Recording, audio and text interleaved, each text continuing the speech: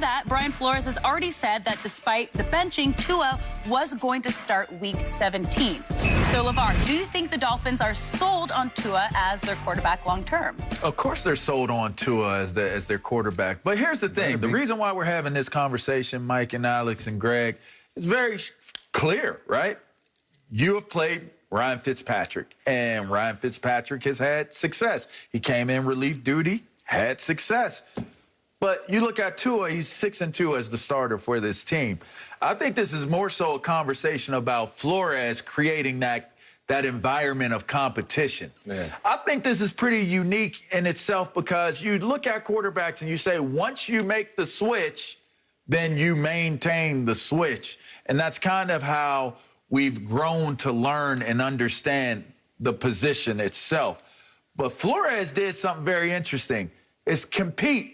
I didn't need to play him early on. I had to play him early on. I took a chance. I put him in. But he's convinced this team that they got to compete first. So when they take him out, it's not because you don't believe in Tua. It's because you want to win. Right. So our environment right now is purely we want to win. I believe Tua is the long-term key for them, the long-term decision or long-term guy for them at that position. But I also look at it from the standpoint of he's got a lot to learn as a rookie. And then learning as a rookie, he's also being put in a position where, like our early conversation, and you get a first-round quarterback that doesn't necessarily buy into the fact that being a first-rounder means you still got to go out there and show and prove. He's keeping Tua honest, and he's keeping Tua hungry, as Greg mentioned earlier. As long as he stays hungry and motivated, he'll turn into that veteran, savvy quarterback before long. You know, I think, LeVar, you said it. I mean, 6-2 as a starter. And in this league, it's all about winning. And it hasn't been pretty for Tua. You know, you don't see deep passes down the yard. You don't see him breaking long runs. And it's in part to a lot of different things. He had an injury, you know, last year, significant injury that he had to come back from, and that's tough. The hip injuries are some of the worst injuries to bounce back from. He did it. In terms of, you know, no off-season strength and conditioning program, no off-season training, no OTAs. I said we're going to say this multiple times in the show, especially about young QBs. And, you know, a lot of those things can be overlooked. So when you have a guy like Ryan Fitzpatrick for Brian Flores and you can look to the sideline and say, I got me a relief pitcher right here that we can put in the game and salvage the game if need be, then I'm going to go to that guy, especially while Tua's a rookie. Now, come 2021, I'll say this again, it won't be none of that. Trial and error for Tua. You put him out there, you let him work. You let him go through the growing pains. You let him grow up. You let him lose the tough ones, and you let him win the big ones. So he'll get the praise, you know, when he does well. He'll get the scrutiny when he doesn't. And that's a part of growing up. But as of right now, you know, I don't mind what they're doing with Fitzpatrick. It is Brian Flores' plan. It's his plan ultimately, and he wanted to make the playoffs. He wanted to show the organization. It's worked. Look, we can get it done however we want to do it. And once he get that right guy with that defense, lights out. Good luck. LeVar, you hit the nail on the head. Brian Flores is solely about winning, period. And whatever quarterback gives him the best opportunity to win, that's who he's going to go with. And I love that approach. I mean, you literally said it. Like a lot of what we've come to know has been quarterbacks just once they are inserted in that starting position, you've got to be the guy. Right.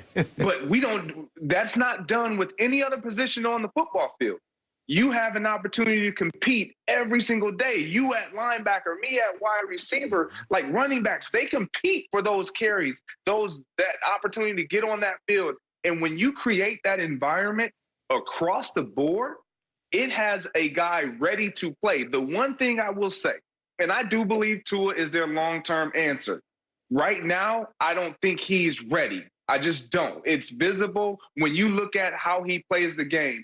He plays the game at a pace to where you can't sustain that type of success. What I mean by that is he doesn't throw the ball down the field. There are no chunk plays when it comes to watching Tua Tagovailoa play this game. And in order to put points on the board, when you strike hot, in order to be a successful offense, Michael Vick, you know, you got to be able to push the ball down the field to soften up that secondary. And that's something that he has not shown that he can do on a consistent basis. And you talk about trying to fight for your playoff life against a team in Buffalo that could potentially keep you out. Like, you have to push the ball down the field on these teams going into the playoffs. Teams, if they do make the playoffs, and we see Tua, and this is the guy, and you don't have Ryan Fitzpatrick coming out the following week, will you be willing to push the envelope? Will you be willing to throw the ball down the field and take chances? And we know he doesn't turn the ball over. That is a plus. But you have to take chances. You have to allow your mind to be free and not think about throwing an interception or incompletions down the field, and just understand in the grand scheme of things of how you want to run offenses and what you want defenses to do and prepare for, you have to show them that you are willing to push the ball down the field, and he just hasn't done that. I mean, you think back to Tua's college career and what he was able to do. I mean, he was remarkable. You said it, Greg, decision-making, accuracy, the ability to run the offense smoothly, step in as a young guy. I mean, he got the intangibles to go next level.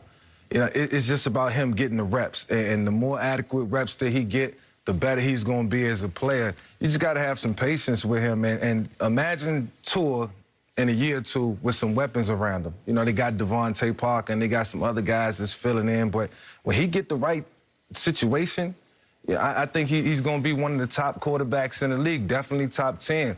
And I'm not being biased because he's a lefty. I like the fact that he's a lefty.